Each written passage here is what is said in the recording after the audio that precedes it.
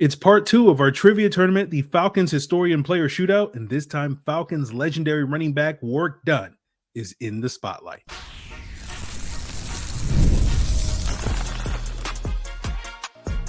You are Locked On Falcons, your daily Atlanta Falcons podcast.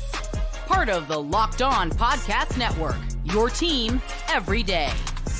Welcome back, everyone, to another illustrious episode of the Locked On Falcons podcast, your daily Atlanta Falcons podcast, part of Locked On Sports Atlanta, your team every day. And today's episode is brought to you by Gametime. Download the Gametime app, create an account, and use code LOCKEDONNFL, and you'll get $20 off your first purchase. Terms apply. So, guys, if you don't know me, I'm your very humble host, Aaron Freeman, a.k.a. Mr. Drew, a.k.a. the Jolly Green Giant, a.k.a. Sirius Black, a.k.a. Mr. a.k.a. and I've been covering the Falcons for 18 years, formerly at falcfans.com, RIP, still going strong in this illustrious podcast. And I thank each and every one of you that is an everydayer of this pod, that makes it your first listen or first watch each and every day. And all you got to do to become an everydayer, subscribe or follow for free on YouTube or wherever you listen to podcasts. So we are continuing the second matchup of our ongoing summer trivia series, our tournament called the Falcons Historian Player Shootout, where two guests will go head-to-head answering trivia questions about a former Falcons legend from the past 20 years. And today's legend is running back Warrick Dunn, continuing the FSU running back trend that we began yesterday doing Devontae Freeman. And today's guest going head-to-head is Matt Chernoff of 680 The Fan. You can hear him every single day talking Atlanta sports. And he's going head-to-head with my co-host of this trivia tournament series, Allen Strk, contributor over at the Falcoholic. Yes, Allen and I will also be on the hot seat in this ongoing summer series. And because Allen is participating, I, of course, will be asking, he'll be answering all the questions. So 10 questions, 5 to Matt, 5 to Allen. But without further ado, let's jump into our conversation and talk about, some of the greatness of Warrick Dunn, who, now that it's been, 17 years since he last suited up for the Falcons, is probably a very underrated to modern Falcon fans. So we'll talk with Matt and Allen about, what are some of the highlights of Warrick Dunn's, several years here in Atlanta. And we'll do that right now.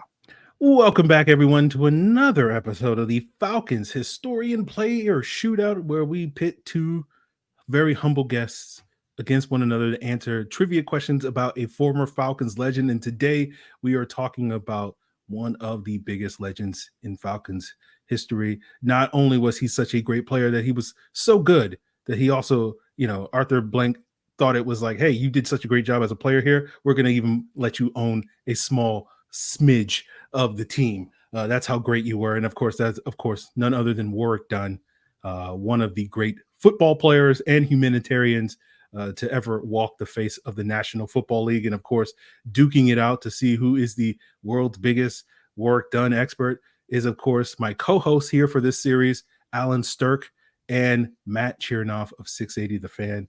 My friends, Allen, we'll give you the floor. Welcome to, now you're on the hot seat for this Falcons Historian Player Shootout. Yeah. And we have a cool tradition right now where this is our second episode, second running back, and second Florida State player, because our first one was Devontae Freeman. Now we got Warrick Dunn.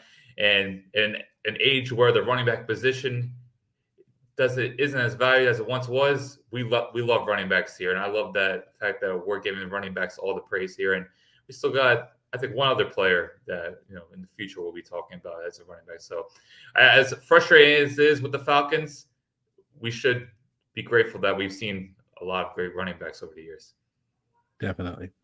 Matt, talking about Warrick Dunn, it's been a while since he suited up for the Atlanta Falcons, but what are some of maybe your more lingering, enduring memories of Warrick Dunn from his time in Atlanta?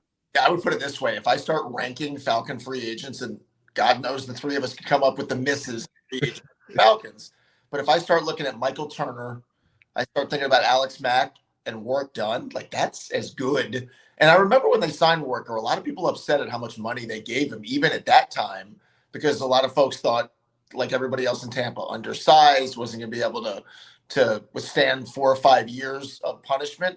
To Dan Reeves' credit, and Dan's offense sometimes was a little antiquated, but with Michael Vick, Warrick Dunn was the perfect piece to that puzzle. I was always amazed at how he did such a great job. And you guys mentioned Devontae Freeman. He did such a great job of not taking on hits, right? He knew at his size, he didn't have to try to, prove that he was tougher than he was at 5'9" and whatever he weighed, that he could get on the ground, get out of bounds. And he tried to, get Devontae to kind of think that way. Warrick was just an impressive, still underrated back. And I know in Tampa, I think they appreciated him even more when he was gone. I think Falcon fans kind of feel the same about Warrick, realizing 6 years here how good he was. Yeah, I think that's definitely fair. You nailed it, right? That there's sort of one thing that I'll say about Warrick Dunn and one of the players that, reached 10,000 rushing yards and, being one of the lightest or being the lightest player to reach that mark. He was exceptionally good at avoiding hits. His vision was so superb. His agility was so great that he was basically setting up, cuts and moves that he was going to make, before he made the cut. Like he saw the safety coming on. He's like, okay, I'll juke this linebacker and then I'll set up that safety by making this little subtle move. And when I think of like running back vision, I think of Warrick Dunn as sort of the quintessential sort of great vision running back, especially, given my very Falcons bias over the years of watching only Falcons running backs, but he's definitely at the top tier in terms of being that sort of 5-star running back when it came to just having that vision and that innate ability to avoid the big hits. And that's why, despite his size, he was able to have such an enduring and productive NFL career. I would also add, I think about him in the playoffs, right? The Green Bay upset, that Warrick was good there. But the numbers, if you go back and look, if you want to have an entertaining couple of minutes, go look at the box score when the Falcons beat the Rams at 47-17, where they rushed for like 300-something yards. Warrick broke off a huge run early in that game, but he was just outstanding that whole night. Unfortunately, the next week in Philly, they couldn't do much. But that night between Vic and what Warrick did on the ground and some of TJ Duckett, that was exactly what they envisioned with that threesome. Yeah, that was peak DVD. God, that 2004 season is probably the fondest memory I've worked on. Obviously, I think 05 was more productive, but 04, it just seemed like every week they were running over teams. And I think it just really coalesced nicely with Alex Gibbs, who definitely deserves to get a huge shout out here because that blocking system seemed to help bring the best out of Warrick. But, just the cuts. Like I was watching some highlights getting ready for this episode, and you just watch how he made players look foolish in the open field. And it wasn't anything overly flashy. Warrick Dunn was just very much. I'm not saying he wasn't enjoyable to watch, but it wasn't the spin moves. He wasn't overly like flashy. It was just more of, I see a lane here. I know I can make a player miss. I'm going to cut. I'm going to spin, juke, and more times than not, he gained those extra yards. And he was crucial for an offense that was so heavily reliant on running the ball. And then you also sees a couple of times where they utilized them on screens. He was just so versatile. It would have been, I think he could have done more as a receiver if the offense, from a passing standpoint, was more structured better and maybe Vic progressed as a passer. But overall, I think definitely goes down as one of the greatest signings ever, as Matt, you alluded to early on. Yeah, definitely one of the top signings. As I was going through this and doing research, I was like, it's the Falcons' history of hitting on free agents, as Matt alluded to, is iffy. Let's say that. Let's be kind and say it's iffy, right? But when they've hit on some of these guys and Warrick Dunn, I think definitely is on that Mount Rushmore of guys alongside Alex Mack and Michael Turner of real big impact players. It was interesting to sort of see, like, he's one of the hits. And I remember, like, it wasn't a very popular move at the time. You're right, that signing back in 2002. And to see him sort of go on and sort of outshine his time in Tampa Bay. I think he's probably most known for his time in Tampa Bay as part of that, Mike Alstott duo of running backs, but the duo that he had here in Atlanta alongside TJ Duckett, I think was, as good as any we've seen in Atlanta. We've seen a lot of great duos. We got one currently in Bijan Robinson and Tyler Algier. We had one with Devontae Freeman and Tevin Coleman. I don't know if William Andrews and Gerald Riggs overlapped. Maybe they did for like a year or two. But it's certainly, great running back duos is something that Atlanta has majored in over the last, 30, 40 years and whatnot. Yeah. Like I said, Arthur Blank, that was the first big move he made when he came in, and the vision, which a lot of us didn't see it at the time, I mean, it paid off. It was really good. And to Alan's point, I would have loved to have seen, and we used to rib Dan Reeves about this later, a more progressive offense where you could do some different things with him. I mean, they would run screens with him, certainly. But I think a guy like Warrick could have done so many other things in the pass game just to even kind of accentuate his game. But he was perfect for what they needed him for, and it was a home run. Yeah. And, not only was he a great player on the field, but he's a great human being off the field.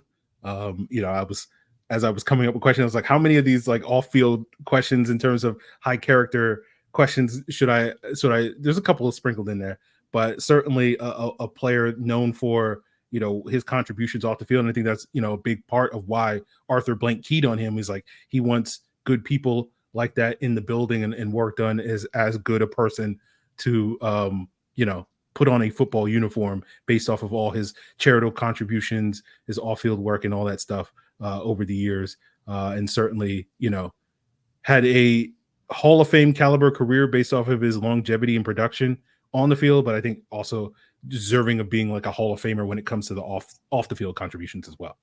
Well said. Yeah, just a very inspiring story. We can't get overly detailed because we might have a couple questions here, so I don't want to spoil it. But if you look at just his trajectory and his rise to at the college level and pro level, like he went through a lot of adversity to get here. So one of the more humbling stories, and someone that I think we should all hold in a high regard. So when we were putting together this list, he had to be on there, and it was also cool to get a couple of more older school guys. So we were focusing on the last 20 years, but we want to focus everyone in the 2010s. It's just like, let's not forget the 2000s, particularly 2004, 2008, the Falcons were one of the best teams in the league. So Warrick Dunn, we look back at 2004, one of the most pivotal pieces to what was, from I'd say the last 20 years, probably the second best year. I would say outside of 2016, 2004 is probably the best season they had, correct?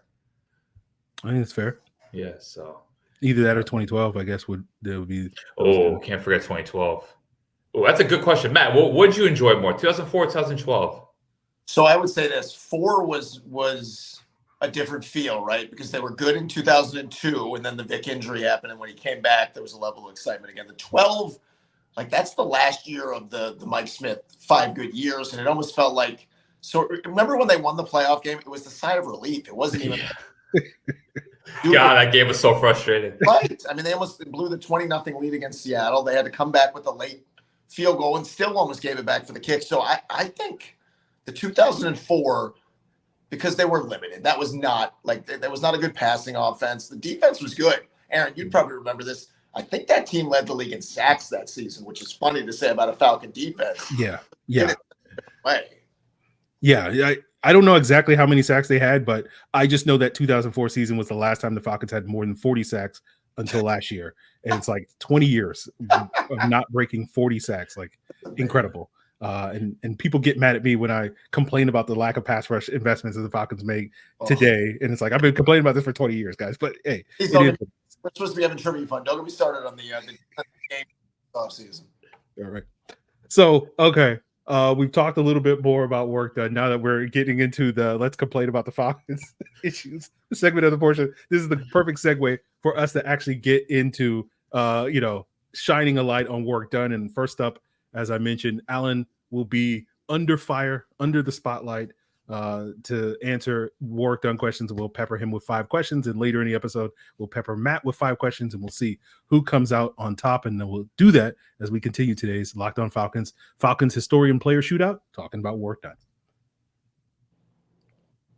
Gametime is making getting NBA final tickets faster and easier. And whether you're interested in checking out, Luka and Tatum, all that, Gametime's got you covered. But Gametime's got you covered, especially when you're buying last minute for, NBA, any sports, concerts, comedy, music, theater, whatever event is near you, because Gametime, you can save up to 60% on those last minute deals. Prices actually go down the closer you get the tip off or the beginning of your event. And, of course, they're going to have exclusive in-app deals on select seats ahead of the game. And everybody, especially me, loves, the Gametime guarantee is going to credit you 110% the difference if you can find cheaper tickets, as well as those views from your seat, right? That you can tell exactly what you're going to be getting before you even show up. So take the guesswork out of buying NBA Finals or any event tickets with Gametime by downloading the Gametime app,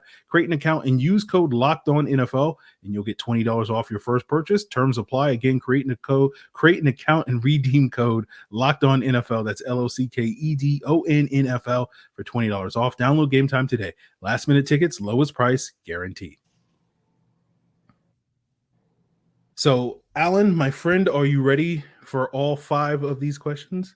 Yes, let's do it. Okay. First question. It's a true or false question. Oh, all right. Warrick Dunn is one of 4 running backs in Falcons history that has had 3 consecutive 1,000-yard seasons. True or false? False. The answer is true. Ooh, really? Yes. 04 to 06? Yeah. Oh, wow. Shame on me. I answered that very confidently. Yeah, you were very confidently wrong. Yes. I was thinking 2000 because 2006 was the downfall season. Oh, wow. He still managed to go over 1,000 yards in 2006. So, all right, credit to him. Number 2. This one should be redemption for you. Can you name all 3 players that made up the classic DVD trio from 2002 to 2005? Oh, man. This is a layup. I hope Matt gets a layup like this. Michael Vick, Warrick Dunn, TJ Duckett. There you go. That is correct. So you are on the board officially now.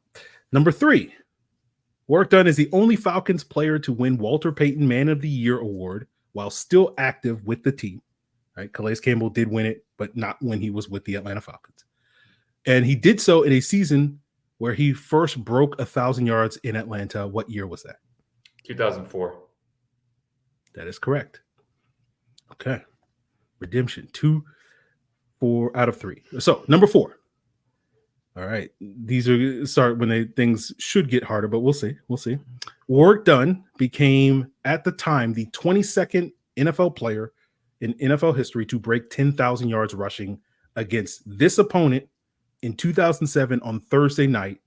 This team was also a division rival of Fred Taylor, who broke the same rushing mark a month earlier in that same season. Who was that opponent? Indianapolis Colts. Okay, correct. That Thanksgiving game was so depressing. Oh, All right, this was one of the early Thursday night games because they just had started like the previous year, and they weren't doing it every week at that point in time. And it was just Peyton Manning beating the brakes off of Joey Harrington. Not a great. Wasn't that Thanksgiving? I'm pretty sure it was Thanksgiving. Was it? I think so. I think that's right.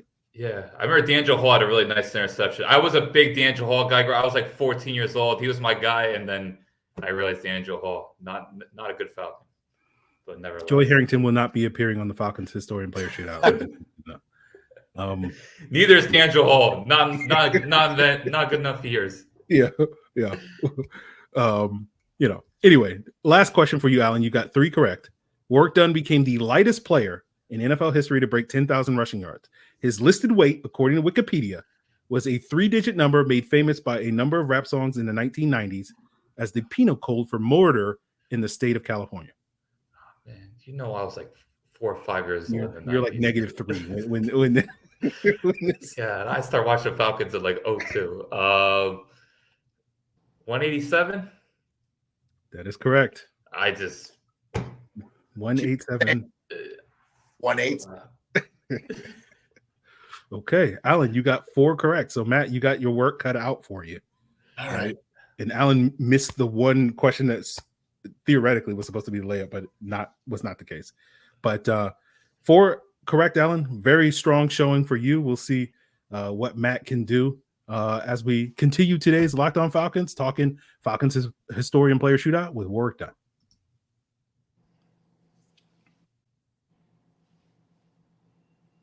So, Matt, my friend, are you ready for your questions? I feel like I would have done better with Allen's, but yeah, why not? Let's go. Let's see. All right. The first question, true or false? Warrick Dunn is one of 4 running backs in Falcons history that has 3 consecutive 1,000-yard seasons, but is the only one of those 4 who was not originally drafted by the team. Is that true or false? 1 of 4, the only one who was not drafted by the team. That is false. That is actually true. Ah! Wow. The other 3, for those of you curious, Willie Andrews, Gerald Riggs, and Jamal Anderson. All That's right. a tough one. All right. I thought I figured it was true or false. It was a 50-50 shot, so you had a decent shot. Oh, Right. I feel like they're stacked against me in this, but we're going to battle through this. Okay, so you got to run the table, my guy. All All right, number 2. In what NFL season did Warrick Dunn average 5.1 yards per carry while rushing for 1,416 yards, becoming the first and only Falcons non-quarterback to rush for 1,000 yards, over 1,000 yards, while also averaging more than 5 yards per carry? 2005. That is correct. Go. All right, you are on the board officially. Number 3, Warrick Dunn's 62-yard touchdown run would mark the longest scoring run of the 2004 season, which came in the team's final win of that season versus this opponent. Are we counting? Does this count the playoffs? Yes. The Rams. Okay, there you go. It's a little bit of a trick question because you're worried about, but you were on it. You mentioned it earlier. So, all right. Number 4, there's 2 correct. Warrick Dunn had 14 100-yard rushing games during his time in Atlanta, all but one coming against NFC opponents. The lone AFC team in which Dunn ran for 100 yards was in this memorable game from 2002, where the last time the Falcons kissed their proverbial sister. Steelers. That is correct. Ooh, great job with that one. God, what a game that was. It was a great game. It was a great game. All right. Are you ready for this last one? All right, deep breath. You get this correct, we will be going to sudden death overtime. And now I'm much more nervous about my sudden death question because usually we don't have to get this far. So we'll see how good my sudden death question is. All right. Number 5. Homecoming was good for Warrick Dunn because he had 3 100-yard rushing games against this team located near his hometown, the most he would have on the road against any single opponent. What was his hometown?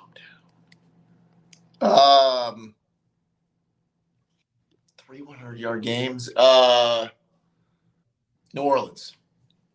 That is correct. Warrick Dunn hailed from Baton Rouge. Well done. Oh, man. What if I told you all along, but I was adding the drama? he used to crush the Saints. That was one of those teams there every game. Okay. So we're tied up 4-4. All right. Okay. Are we all ready for the sudden death question? As ready as we can be. Okay. As a reminder for both of you and those of us watching and listening, this is a first come, first serve. So I will read the question.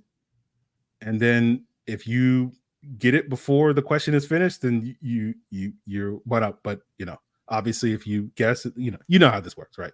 Okay. So sudden death question. All right. I'm nervous now. All right. Warrick Dunn scored a 90-yard rushing touchdown versus this NFC East opponent in 2006, which remains the longest rushing touchdown in Falcons franchise history. Giants. That is correct. Man, I was going to go Washington. Well done. There you go. Wow. Damn, I got eliminated in the first round. Shaking my head. Hey, well, you lost 5-4. So, oh man, Matt, hell of a job. I was gonna say, Allen, he made me work. Okay. Hey, dang, that first. It's very fitting that we missed the first question. Yeah, both of us. I really thought that was a relatively easy question, but that's on me. So the hardest question apparently was the first one. Will true and false questions be a strategy of yours going forward? Because I don't think we did this in 2020. We did not, and I'll be honest with you, it's only because it's Warrick Dunn because I don't have. It's too long ago for me to have like too many memories, and I was like, I don't know what we're gonna do. So it's good. A good thing we did not do Patrick Kearney. Patrick Kearney would have been another one.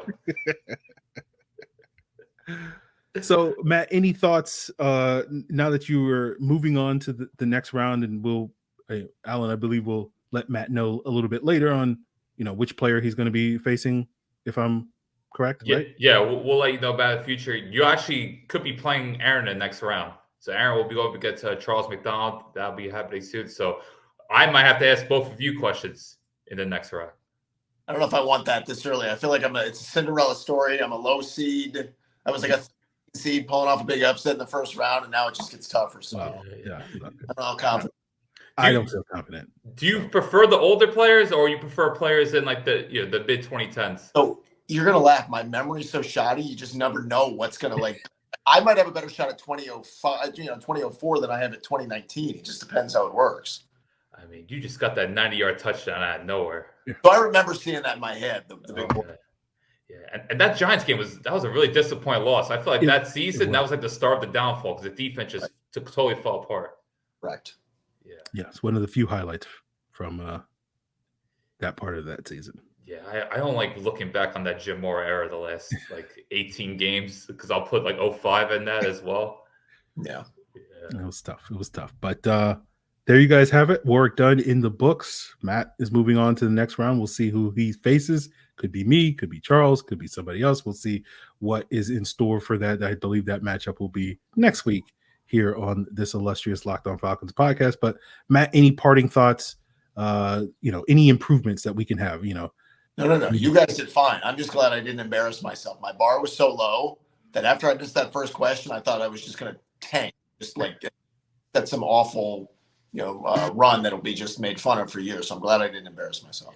And you went through real adversity. Like you missed the first question. You had to run the table, and then overtime, less than a second, boom. So you set the bar very high.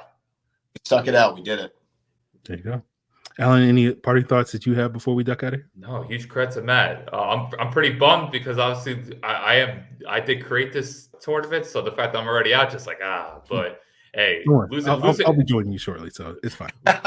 Losing 5-4 though, hey, sometimes you gotta praise excellence, and Matt outdid me. So I'm very intrigued to see Matt where you go in this competition, because obviously your history, and we're doing the past 20 years, so whether we'll get like an older player or someone that was fairly recent, because there's still some players out there that were fairly recent. But of course, we might get, if you make it to the semifinals, you either get Julio or Vic. So it'll be interesting. Maybe you get Vic and you get tested once again about 04 and 05. That might be my best shot. Yeah. Matt, go ahead, plug what you're working on, what you're up to these days, where people can find your stuff. So I would just tell people afternoons on 680 The Fan, 2 to 6. And the podcast you can hear daily every morning at 10 o'clock called The Daily 10, wherever you get your podcasts. Everybody's doing a daily podcast. So, And everybody's like, we need more podcasts in the world. There you go. So I saw that. Are you doing any research when it comes to the Atlanta Hawks international prospects? Yeah. What I'm trying to do is set myself up for when they punch me in the face. Draft night that shocks all of us. So yes, I'm mentally preparing for that. There you go. That's a true Atlanta sports fan. Yes. He's been around. He knows what's what. So of course the Hawks get the number 1 pick in what people say is like the worst draft in like 7 years. So great, awesome. Atlanta sports. There you guys have it. Alan, any last thing you want to plug before you duck out of here? No, just I'm pretty bummed, but hey, you gotta appreciate greatness. Matt was the better man.